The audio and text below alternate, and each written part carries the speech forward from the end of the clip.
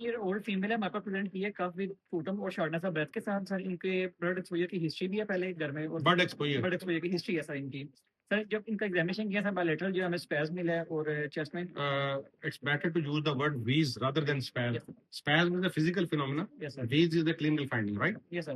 Bilateral wheeze. So what is your Dr. Fazal? What is your clinical impression? What the Sir, patient is sir, having? our first DD is bronchial asthma, and we are also working upon chronic acute HP as well, because there is a Acute history of blood exposure जी in this case. जी doctor Booker ji shadow किस चीज का है उनको? हाँ actually इसी वजह से इनको ना क्रॉनिक एचपी लग रही है कि एस्थमा लाइक हिस्ट्री हो और एक्सरे पे शेडोज आ रहे हो, तो फिर होता है कि आप क्रॉनिक हाइपरसेंसिटिविटी न्यूमोनाइटिस उसके डीडी के अंदर आता है। आपने जो हिस्ट्री सुनी है डॉक्टर आयशा, जो हिस्ट्री सुनी है और उसके बाद आपको क्या लगेगा, क्या डायग्नोसिस? सिर्फ ब्रोंकियल एस्थमा। यस, सिर्फ ब्रोंकियल एस्थमा नहीं, जैसे बताया ना कि बेसिकली उसका ब्लड का एक एक्सपोजर है और एक्सेस में शेडोज भी आ रहे हैं, तो डिफरेंशियल डायग्नोसिस में bronchial asthma plus chronic hypersensitivity pneumonitis. This is a quite good DD. And you know a normal physician make a diagnosis and good physician make a differential diagnosis, right? जी student, मैंने अभी आपसे बात की थी, जो हमने अभी मरीज देखा है एस्थमा वाला और जिसके डिफरेंशियल डायग्नोसिस में सीओपीडी आता है, तो मैं जैसे कह रहा था कि स्टूडेंट जो है ना, एस्थमा का इलाज वो इनहेलर्स होते हैं। इनहेलर्स हमारे पास दो तरह के हैं, या डीपीआई है ड्राई पाउडर इनहेलर। जैसे ये एक ड्राई पाउडर इनहेलर है, इसमें अंदर पाउडर होता है, इसको आपने ऐसे ही खोलना है, मुंह के अंदर रखना है, लंबा खींचना 3 सेकंड,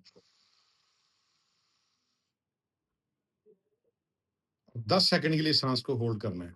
इसको मैं मरीजों को समझाने के लिए कहता हूँ, पंजाबी में खींचना तो रोकना, 3 सेकंड खींचना और 10 सेकंड रोकना, ड्राई पाउडर इनहेलर। अब ये दूसरी तरह का ड्राई पाउडर इनहेलर है, इसको इसमें कैप्सूल डालते हैं, इसको ऐसे खोलना है, इसमें कैप्सूल रखना है, दबाना है 2 दफा, कैप्सूल में सुराख हो जाता है, पाउडर बाहर आ जाता है, तो इसको मुंह में रख के कितने सेकंड खींचना है? 3 सेकंड, और रोकना कितने सेकंड है? 10 सेकंड। 3 और 10 का फार्मूला। अच्छा, दूसरे इनहेलर्स हैं, वो हैं मीटर डोज इनहेलर, ये वाले इस तरह के, जिसमें से भाप निकलती है। ये देखिए दबाते हैं तो इसमें से ना बिल्कुल प्रेशर की तरह भाप निकलती है, मिस्ट बोलते हैं उसको। इसको हम डायरेक्ट भी ले सकते हैं, मुंह के अंदर रख के, पहले 2 दफा हलाएं, मुंह में रखें, कितने सेकंड खींचना है? 3 सेकंड, और रोकना कितने सेकंड है? 10 सेकंड। और अगर बच्चा है या बूढ़ा है, प्रॉपर डायरेक्ट नहीं ले सकता, तो ये बोतल, इसको हम स्पेसर बोलते हैं, इसके साथ लगा के मुंह के अंदर रख ले, 1 दफा दबाए और इसी के अंदर 5 सांस लेने हैं।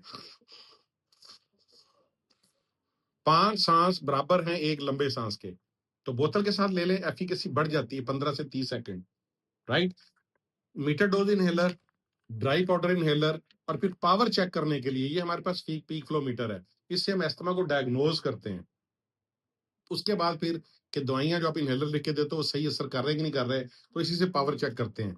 और ये मुंह में रख के ऐसे फूंक मार रही हो तो जैसे दूर पड़ी मोमबत्ती बुझाते हैं, तो उससे दाना जो है वो दूर जाता है। तो ये बहुत सी सादा सी चीजें हैं जो एस्थमा के मरीजों के लिए या सीओपीडी के मरीजों के लिए इस्तेमाल होती हैं, और उससे मरीज हमेशा ठीक रहता है। कल को माशाल्लाह आपने कंसल्टेंट बनना है, लाहौर में या पूरे दुनिया में आप जाओगे, दुनिया के जिस भी हॉस्पिटल में जाओ या पाकिस्तान के डिफरेंट शहरों में सर्व करो, तो आपने अपने अस्थमा के सीओपीडी के मरीजों को ऐसे ही टेक्निक सिखानी है। हमारी प्रॉब्लम यह है कि हम सिर्फ नुस्खा लिख देते हैं और बाद में जाके वो इस्तेमाल करता नहीं करता। आपने हर बार उसकी टेक्निक चेक करनी है, बार बार चेक करनी है। अगर वो दवाई सही तरीके से लेने लग गया, दवाई उसके अंदर सही उतरने लग गई और उसने सही होल्ड कर लिया, तो अब उसका खर्चा भी आधा रह जाएगा और मरीज की बीमारी भी दुगनी ठीक हो जाएगी। इसलिए मेरी बहुत सारी दुआएं आपके लिए और मरीजों के लिए। Thank you very much.